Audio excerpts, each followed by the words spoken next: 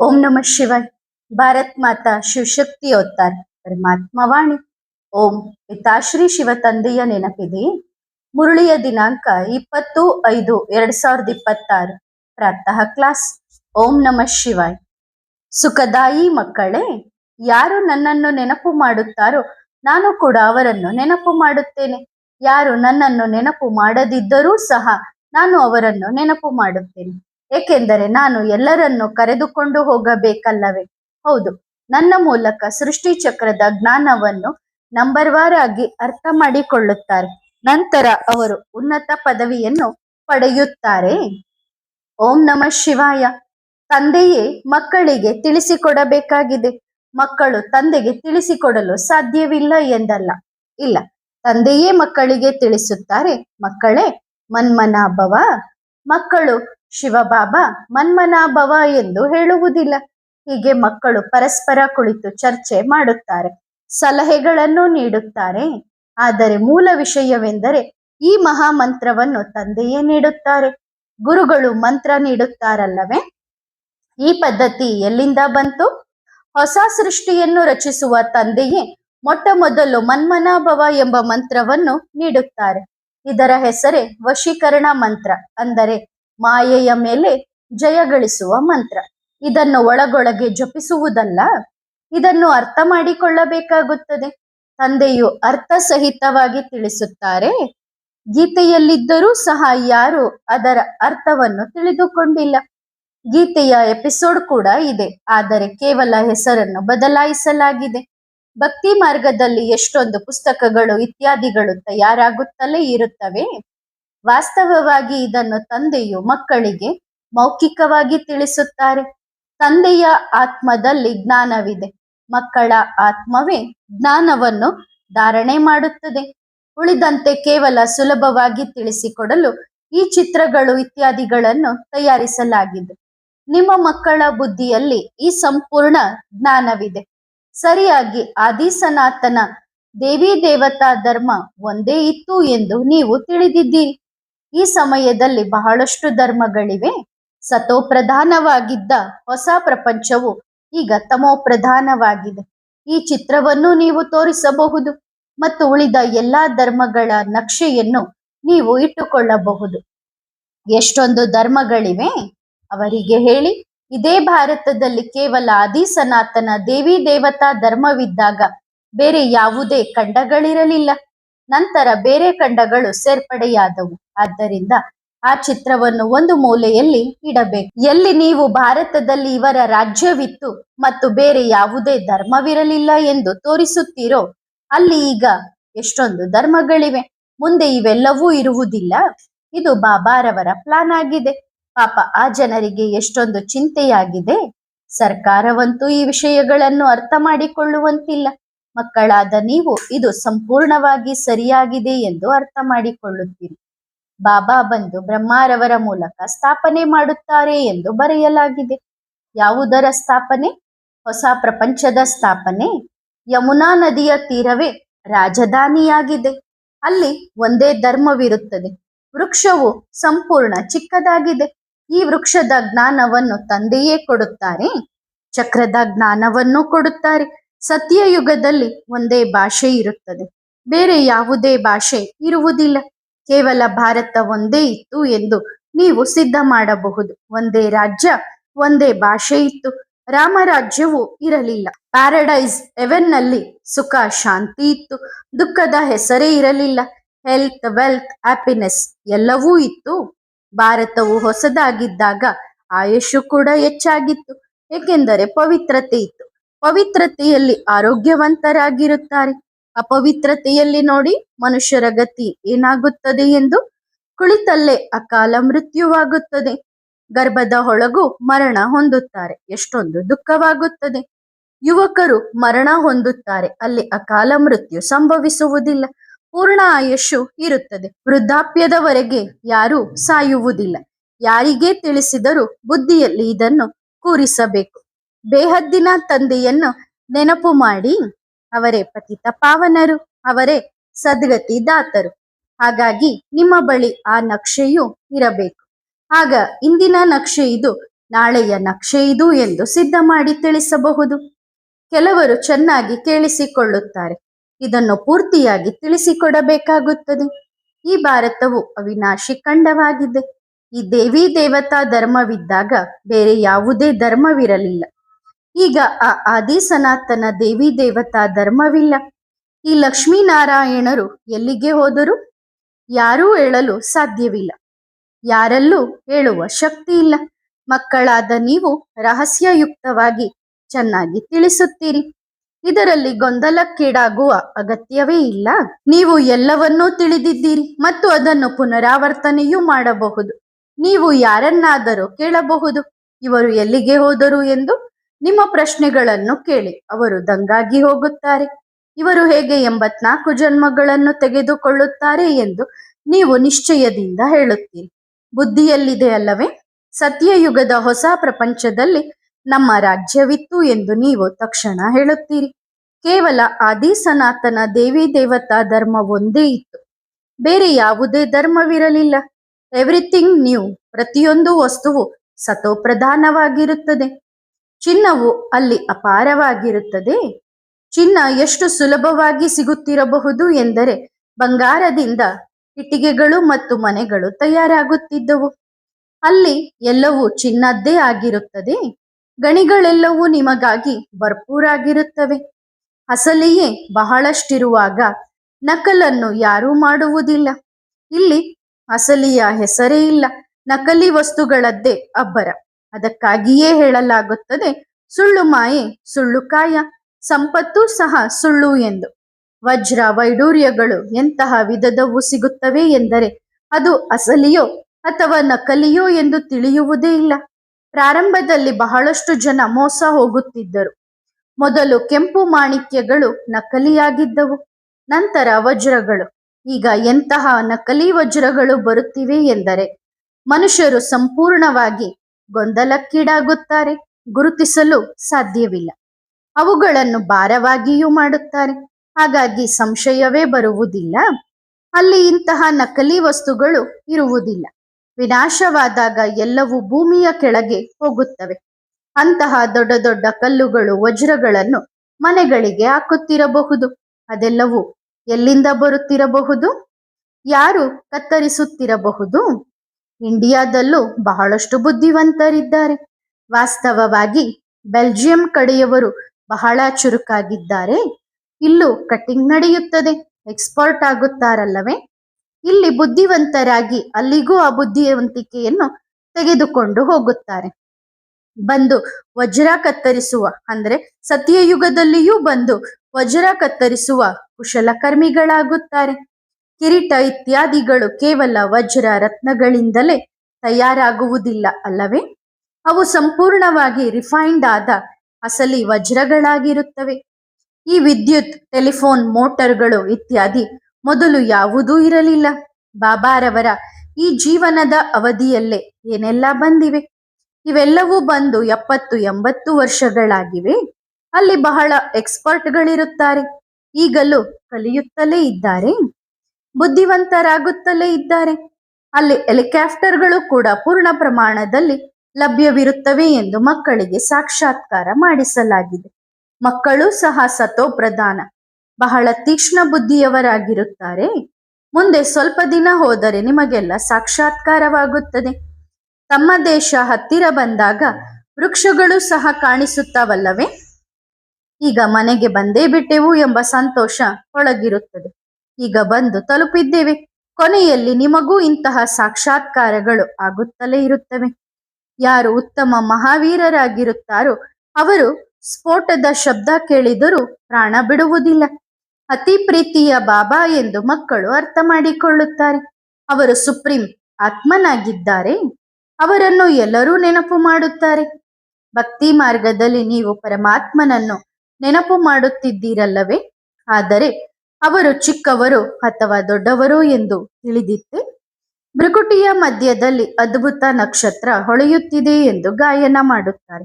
ಹಾಗಾದರೆ ಅವಶ್ಯವಾಗಿ ಬಿಂದುವಿನಂತೆಯೇ ಇರಬೇಕಲ್ಲವೇ? ಅವರನ್ನೇ ಸುಪ್ರೀಂ ಆತ್ಮ ಅಂದರೆ ಪರಮಾತ್ಮ ಎಂದು ಕರೆಯಲಾಗುತ್ತದೆ. ಅವರಲ್ಲಿ ಎಲ್ಲಾ ವಿಶೇಷತೆಗಳು ಇವೆ. ಜ್ಞಾನದ ಸಾಗರವಾಗಿದ್ದಾರೆ. ಯಾವ ಜ್ಞಾನವನ್ನು ತಿಳಿಸುತ್ತಾರೆ? ಅವರು ತಿಳಿಸಿದಾಗಲೇ ತಿಳಿಯುವುದಲ್ಲವೇ? ನೀವು ಮೊದಲು ತಿಳಿದಿದ್ದೀರಾ, ಕೇವಲ ಭಕ್ತಿಯನ್ನಷ್ಟೇ ತಿಳಿದುಕೊಂಡಿದ್ದೀರಿ. ಈಗ ಇದು ಅದ್ಭುತ ಎಂದು ಅರ್ಥ ಮಾಡಿಕೊಳ್ಳುತ್ತೀರಿ. ಆತ್ಮವನ್ನು ಈ ಕಣ್ಣುಗಳಿಂದ ನೋಡಲು ಸಾಧ್ಯವಿಲ್ಲ, ಹಾಗಾಗಿ ತಂದೆಯನ್ನು ಮರೆತು ಬಿಡುತ್ತಾರೆ. ಡ್ರಾಮಾದಲ್ಲಿ ಪಾತ್ರವೇ ಅಂತಹದ್ದಾಗಿದೆ. ಯಾರನ್ನು ವಿಶ್ವದ ಮಾಲೀಕರನ್ನಾಗಿ ಮಾಡುತ್ತಾರೋ ಅವರ ಹೆಸರನ್ನು ಹಾಕುತ್ತಾರೆ ಮತ್ತು ತಿಳಿಸುವವರ ಹೆಸರನ್ನು ಮರೆಮಾಚುತ್ತಾರೆ. ಶ್ರೀಕೃಷ್ಣನನ್ನು ತ್ರಿಲೋಕಿನಾಥ, ವೈಕುಂಠನಾಥ ಎಂದು ಕರೆದಿದ್ದಾರೆ. ಅರ್ಥವನ್ನೇನೂ ತಿಳಿದುಕೊಂಡಿಲ್ಲ. ಅವರಿಗೆ ಮಹಿಮೆ ಮಾಡುತ್ತಾರೆ ಮತ್ತು ಅವರನ್ನು ಹಾಗೆ ಮಾಡಿದ ಶಿವಬಾಬಾರವರನ್ನು ಕಲ್ಲು ಮಣ್ಣುಗಳಲ್ಲಿ ಸೇರಿಸಿದ್ದಾರೆ. ಮನುಷ್ಯರಿಗೆ ಏನೂ ತಿಳುವಳಿಕೆ ಇಲ್ಲ. ಭಕ್ತಿ ಮಾಡುವುದರಿಂದ ಭಗವಂತ ಸಿಗುತ್ತಾರೆ ಎಂದು ತಿಳಿದಿದ್ದಾರೆ. ಅರೆ, ನೀವು ಹೇ ಪತಿತ ಪಾವನ, ನೀನು ಬಂದು ನಮ್ಮನ್ನು ಪಾವನರನ್ನಾಗಿ ಮಾಡಿ ಎಂದು ಹೇಳುತ್ತೀರಿ. ಇದರಿಂದ ಸಿದ್ಧವಾಗುತ್ತದೆ ಭಕ್ತಿ ಮಾಡುತ್ತಾ ಮಾಡುತ್ತಾ ನೀವು ಪತಿತರಾಗಿದ್ದೀರಿ ಎಂದು. ಅದಕ್ಕಾಗಿಯೇ ತಂದೆ ಹೇಳುತ್ತಾರೆ, ನಾನು ಈ ಸಾಧುಗಳನ್ನು ಉದ್ಧಾರ ಮಾಡಲು ಬರುತ್ತೇನೆ ಎಂದು. ಅವರಿಗೆ ಎಷ್ಟೊಂದು ಮಹಿಮೆ ಮಾಡುತ್ತಾರೆ, ಎಷ್ಟೊಂದು ಹಣ ಖರ್ಚು ಮಾಡುತ್ತಾರೆ, ಎಷ್ಟೊಂದು ಅಹಂಕಾರವಿರುತ್ತದೆ. ಈ ಪ್ರಪಂಚವು ತಮೋಪ್ರಧಾನವಾಗಿದೆ. ಸತೋಪ್ರಧಾನವಾಗಿ ಸತ್ಯಯುಗದಲ್ಲಿ ಇರುತ್ತಾರೆ. ಅವರ ಮೆರವಣಿಗೆ ಎಷ್ಟು ದೊಡ್ಡದಾಗಿ ಹೊರಡುತ್ತದೆ. ಇವು ಭಕ್ತಿ ಮಾರ್ಗದ ಪದ್ಧತಿ ಸಂಪ್ರದಾಯಗಳು. ಪ್ರೈಮ್ ಮಿನಿಸ್ಟರ್ ಇತ್ಯಾದಿಗಳು ಹೀಗೆ ಮಾಡುತ್ತಾರೆಯೇ? ಸನ್ಯಾಸಿಗಳು, ಶಂಕರಾಚಾರ್ಯರು ಇತ್ಯಾದಿಗಳು ಎಷ್ಟೊಂದು ಆಡಂಬರ ತೋರಿಸುತ್ತಾರೆ. ಇವರಿಗೆ ಸರ್ಕಾರವೂ ಹೆದರುತ್ತದೆ, ಎಲ್ಲಿ ಶಾಪ ಕೊಟ್ಟು ಬಿಡುತ್ತಾರೋ ಎಂದು. ಇವರ ಮೇಲೆ ಶಾಪ ಸಿಕ್ಕಿತು ಎಂಬ ಕಥೆಯನ್ನು ಕಟ್ಟಿದ್ದಾರೆ. ಹೀಗೆ ಎಂದಿಗೂ ಆಗುವುದಿಲ್ಲ. ಭಗವಂತನಲ್ಲಿ ಎಷ್ಟೊಂದು ಶಕ್ತಿ ಇದೆ ಎಂದರೆ ಅವರು ಸಾವಿರಾರು ಸೂರ್ಯರಿಗಿಂತಲೂ ತೇಜಸ್ವಿಯಾಗಿದ್ದಾರೆ ಎಂದು ಮಾತುಗಳನ್ನು ಹೇಳಿದ್ದಾರೆ.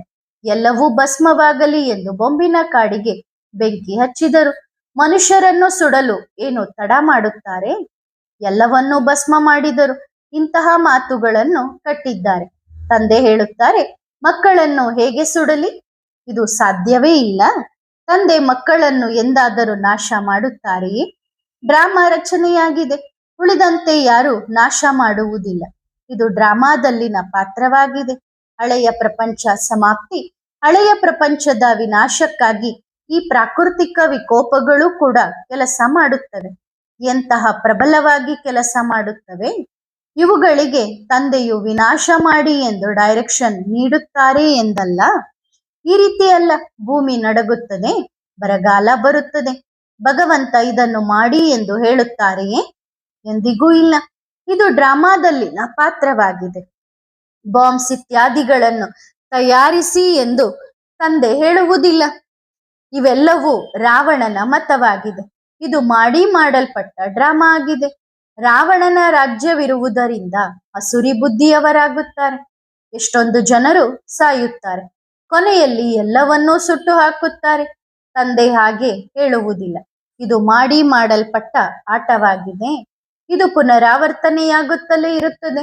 ಶಂಕರನ ಕಣ್ಣು ತೆರೆದರೆ ವಿನಾಶವಾಗುತ್ತದೆ ಎಂದಲ್ಲ. ಇವುಗಳನ್ನು ಪ್ರಾಕೃತಿಕ ವಿಕೋಪ ಎಂದು ಕರೆಯುತ್ತಾರೆ. ಇದು ನೈಸರ್ಗಿಕವಾಗಿದೆ. ಈಗ ತಂದೆಯು ನಿಮಗೆ ಶ್ರೀಮತವನ್ನು ನೀಡುತ್ತಿದ್ದಾರೆ. ಯಾರಿಗೂ ದುಃಖ ಕೊಡುವ ಮಾತೇ ಇಲ್ಲ.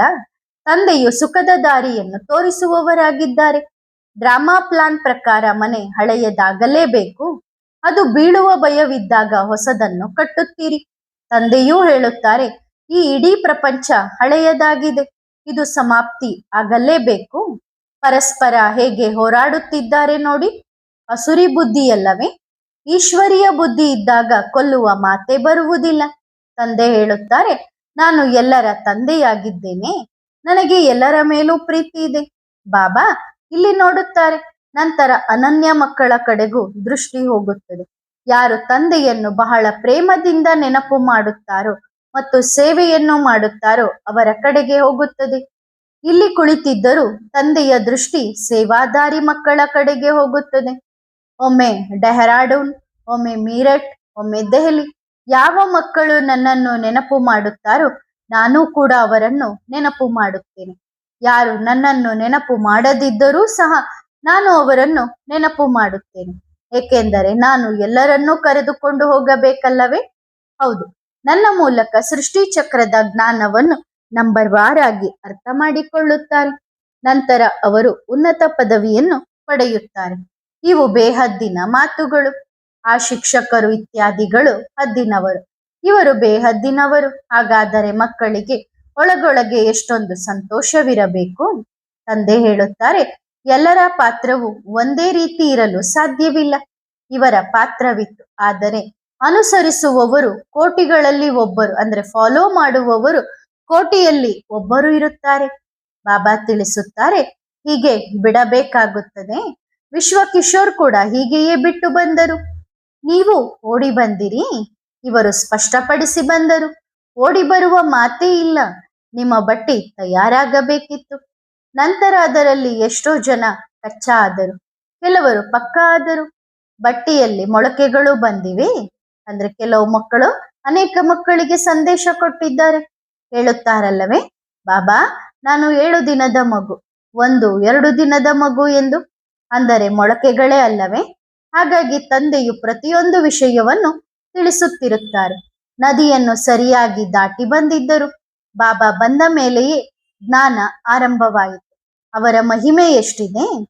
ಆ ಗೀತೆಯ ಅಧ್ಯಾಯಗಳನ್ನು ನೀವು ಜನ್ಮ ಜನ್ಮಾಂತರಗಳಿಂದ ಎಷ್ಟು ಸಾರಿ ಓದಿರಬಹುದು. ವ್ಯತ್ಯಾಸ ನೋಡಿ ಎಷ್ಟಿದೆ. ಎಲ್ಲಿ ಕೃಷ್ಣ ಭಗವಾನು ವಾಚ, ಎಲ್ಲಿ ಶಿವ ಭಗವಾನು ವಾಚ. ರಾತ್ರಿ ಹಗಲಿನ ವ್ಯತ್ಯಾಸವಿದೆ. ಸುಳ್ಳು ಗೀತಾಶಾಸ್ತ್ರ ಇತ್ಯಾದಿಗಳನ್ನು ಓದಿ ಸುಳ್ಳು ಖಂಡವಾಗಿ ಹೋಗಿದೆ. ನಿಮ್ಮ ಬುದ್ಧಿಯಲ್ಲಿ ಈಗ ನಾವೇ ಸತ್ಯಖಂಡದಲ್ಲಿದ್ದೆವು, ಬಹಳ ಸುಖವನ್ನು ನೋಡಿದ್ದೆವು ಎಂದಿದೆ. ಬಾಬಾ ಈ ಡ್ರಾಮಾವನ್ನು ಸುಖಕ್ಕಾಗಿ ಮಾಡಿದ್ದಾರೆಯೇ ಹೊರತು ದುಃಖಕ್ಕಾಗಿ ಅಲ್ಲ. ನಂತರ ಮುಸಲ್ಮಾನರು ಬಂದಾಗಿನಿಂದ ನಿಮಗೆ ದುಃಖ ಸಿಕ್ಕಿದೆ. ಯುದ್ಧವು ಅಷ್ಟು ಬೇಗ ನಡೆಯಲು ಸಾಧ್ಯವಿಲ್ಲ. ನಿಮಗೆ ಬಹಳ ಸುಖ ಸಿಗುತ್ತದೆ. ಅರ್ಧ ಅರ್ಧ ಇದ್ದರೆ ಅಷ್ಟು ಮಜಾ ಇರುವುದಿಲ್ಲ. ಧರ್ಮ ಸ್ಥಾಪನೆಯಾಗಿ ಅದು ಬಹಳ ವೃದ್ಧಿಯಾದಾಗ, ಹೊಸ ಹೊಸ ಆತ್ಮಗಳು ಬಂದಾಗ, ದೊಡ್ಡ ಸೈನ್ಯ ತಯಾರಾದಾಗ ಕೆಲಸವಾಗುತ್ತದೆ. ಈಗ ಎಷ್ಟೊಂದು ಯುದ್ಧಗಳು ನಡೆಯುತ್ತಲೇ ಇರುತ್ತವೆ. ನಂತರ 2,500 ವರ್ಷಗಳವರೆಗೆ ಯಾವುದೇ ಯುದ್ಧವಿರುವುದಿಲ್ಲ, ಕಾಯಿಲೆ ಇತ್ಯಾದಿಗಳಿರುವುದಿಲ್ಲ. ಇಲ್ಲಿ ನೋಡಿ, ಒಂದಾದ ಮೇಲೊಂದು ಕಾಯಿಲೆಗಳು ಬರುತ್ತಲೇ ಇವೆ. ಸತ್ಯಯುಗದಲ್ಲಿ ಧಾನ್ಯಗಳನ್ನು ತಿನ್ನುವಂತಹ ಹುಳಗಳು ಇರುವುದಿಲ್ಲ. ಅಂದ್ರೆ ರೇಷನ್ಗೆ ಹುಳ ಕೂಡ ಬೀಳೋದಿಲ್ಲ. ಅದಕ್ಕಾಗಿಯೇ ಅದಕ್ಕೆ ಸ್ವರ್ಗ, ಹೆವೆನ್ ಎಂಬ ಹೆಸರಿದೆ. ಹಾಗಾಗಿ ನೀವು ವರ್ಲ್ಡ್ ನಕ್ಷೆಯನ್ನು ಇಟ್ಟುಕೊಳ್ಳಬೇಕು. ಆಗ ಮೂಲತಃ ಭಾರತ ಹೀಗೆ ಇತ್ತು ಎಂದು ತಿಳಿಸಬಹುದು. ಬೇರೆ ಯಾವುದೇ ಧರ್ಮವಿರಲಿಲ್ಲ. ನಂತರ ನಂಬರ್ 1 ರಾಜ್ಯ ಸ್ಥಾಪನೆ ಮಾಡುವವರು ಬಂದಿದ್ದಾರೆ. ಈಗ ಮಕ್ಕಳಾದ ನಿಮಗೆ ವರ್ಲ್ಡ್ ಹಿಸ್ಟ್ರಿ, ಜಾಗ್ರಫಿ ತಿಳಿದಿದೆ. ನಿಮ್ಮನ್ನು ಹೊರತುಪಡಿಸಿ ಉಳಿದವರೆಲ್ಲರೂ ನೇತಿ ನೇತಿ, ನಮಗೆ ತಂದೆಯ ಬಗ್ಗೆ ಗೊತ್ತಿಲ್ಲ ಎಂದು ಹೇಳುತ್ತಾರೆ. ಅವರಿಗೆ ಯಾವುದೇ ನಾಮ ರೂಪ, ದೇಶ, ಕಾಲ ಇಲ್ಲ ಎಂದು ಹೇಳುತ್ತಾರೆ. ನಾಮ ರೂಪವಿಲ್ಲದಿದ್ದರೆ ಯಾವುದೇ ದೇಶವೂ ಇರಲು ಸಾಧ್ಯವಿಲ್ಲ. ಮನುಷ್ಯರ ಬುದ್ಧಿ ಸಂಪೂರ್ಣವಾಗಿ ತುಚ್ಛವಾಗಿದೆ. ಶಂಕರಾಚಾರ್ಯರು ಸಹ ಶಿವನ ಪೂಜೆ ಮಾಡುತ್ತಾರೆ. ಒಂದು ವೇಳೆ ಸರ್ವವ್ಯಾಪಿಯಾಗಿದ್ದರೆ ಕಲ್ಲು ಮಣ್ಣುಗಳ ಪೂಜೆ ಏಕೆ ಮಾಡಬಾರದು? ತಮ್ಮ ಪೂಜೆ ಮಾಡಿಸಿಕೊಳ್ಳುತ್ತಾರೆ. ಈ ಎಲ್ಲಾ ವಿಷಯಗಳನ್ನು ಅಜ್ಞಾನ ಎಂದು ಕರೆಯಲಾಗುತ್ತದೆ. ಏನನ್ನು ಅರ್ಥ ಮಾಡಿಕೊಳ್ಳುವುದಿಲ್ಲ. ಅಷ್ಟೊಂದು ಕಲ್ಲು ಬುದ್ಧಿಯವರಾಗಿದ್ದಾರೆ. ನೀವು ಕಲ್ಲು ಬುದ್ಧಿಯವರು ಎಂದು ಹೇಳುತ್ತಾರೆ. ಅಲ್ಲಿ ಇಂತಹ ಬೈಗುಳಗಳು ಇರುವುದಿಲ್ಲ. ತಂದೆಯೂ ಕುಳಿತು ತಿಳಿಸುತ್ತಾರೆ, ಯಾರು ನನ್ನನ್ನು ನೆನಪು ಮಾಡುತ್ತಾರೋ, ಪ್ರೀತಿಸುತ್ತಾರೋ, ನಾನೂ ಕೂಡ ಅವರನ್ನು ಅಷ್ಟೇ ಪ್ರೀತಿಸುತ್ತೇನೆ. ನಾನು ಹೊಸ ಪ್ರಪಂಚವನ್ನು ಹೇಗೆ ನಿರ್ಮಿಸುತ್ತೇನೆ, ನಂತರ ಆ ಹಳೆಯ ಪ್ರಪಂಚ ಸಮಾಪ್ತಿಯಾಗುತ್ತದೆ. ಹಳೆಯ ದೆಹಲಿ ಮತ್ತು ಹೊಸ ದೆಹಲಿ ಎಂದು ಹಾಡುತ್ತಾರಲ್ಲವೇ, ಇದು ಹೊಸ ದೆಹಲಿಯಲ್ಲ ಎಂದು ನೀವು ತಿಳಿದುಕೊಂಡಿದ್ದೀರಿ. ಇದನ್ನು ಸ್ಮಶಾನ ಎಂದು ಕರೆಯಲಾಗುತ್ತದೆ. ಹೊಸ ಪ್ರಪಂಚವು ದೇವಲೋಕವಾಗಿದೆ. ನನ್ನ ಮಕ್ಕಳು ಕಾಮಚ್ಯುತಿಯ ಮೇಲೆ ಕುಳಿತು ಭಸ್ಮವಾಗಿದ್ದಾರೆ, ಹೆಣಗಳಾಗಿದ್ದಾರೆ. ನಂತರ ತಂದೆ ಬಂದು ಜ್ಞಾನಚ್ಯುತಿಯ ಮೇಲೆ ಕೂರಿಸುತ್ತಾರೆ. ಕಾಮಚ್ಯುತಿಯ ಮೇಲೆ ಕುಳಿತುಕೊಳ್ಳುವುದರಿಂದ ರಾವಣನ ರಾಜ್ಯವಾಗುತ್ತದೆ. ನಂತರ ಜ್ಞಾನಚ್ಯುತಿಯ ಮೇಲೆ ಕುಳಿತುಕೊಳ್ಳುವುದರಿಂದ ತಮೋಪ್ರಧಾನರಿಂದ ಸತೋಪ್ರಧಾನರಾಗುತ್ತಾರೆ. ಒಳ್ಳೆಯದು. ಆತ್ಮಿಕ ಮಕ್ಕಳಿಗೆ ನೆನಪು, ಪ್ರೀತಿ ಮತ್ತು ನಮಸ್ತೆ. ಆತ್ಮಿಕ ಮಕ್ಕಳು ಆತ್ಮಿಕ ತಂದೆಗೆ ಮಾಡುವ ನೆನಪು, ಪ್ರೀತಿ ಮತ್ತು ನಮಸ್ತೆ. ಧನ್ಯವಾದ ಬಾಬಾ. ಶುಕ್ರಿಯಾ. ವರದಾನ. ತೀವ್ರ ಪುರುಷಾರ್ಥಿ ಭವ. ಈಗ ತಮ್ಮನ್ನು ತೀವ್ರ ಪುರುಷಾರ್ಥಿಗಳನ್ನಾಗಿ ಮಾಡಿಕೊಳ್ಳದಿದ್ದರೆ ಮುಂದೆ ಈ ಸಮಯವು ಮುಗಿದು ಹೋಗುತ್ತದೆ. ನಂತರ ಟೂ ಲೇಟ್ ಆಗುತ್ತೀರಿ, ವಂಚಿತರಾಗುತ್ತೀರಿ. ಈಗ ಪ್ರತಿಯೊಂದು ಶಕ್ತಿಯಿಂದ ತಮ್ಮನ್ನು ಸಂಪನ್ನರನ್ನಾಗಿ ಮಾಡಿಕೊಳ್ಳುವ ಸಮಯವಾಗಿದೆ. ಒಂದು ವೇಳೆ ತಮ್ಮನ್ನು ತಾವೇ ಸಂಪನ್ನರನ್ನಾಗಿ ಮಾಡಿಕೊಳ್ಳಲು ಸಾಧ್ಯವಾಗದಿದ್ದರೆ ಸಹಯೋಗವನ್ನು ಪಡೆದುಕೊಳ್ಳಿ, ಬಿಟ್ಟು ಬಿಡಬೇಡಿ. ಸಂಪನ್ನತೆಯ ಗುರುತು ಅಂದರೆ ಸಂತುಷ್ಟತೆ. ಆದ್ದರಿಂದ ಸದಾ ಸಂತುಷ್ಟಾತ್ಮರಾಗಿರಿ. ಒಳ್ಳೆಯದು. ಓಂ ನಮಃ ಶಿವಾಯ.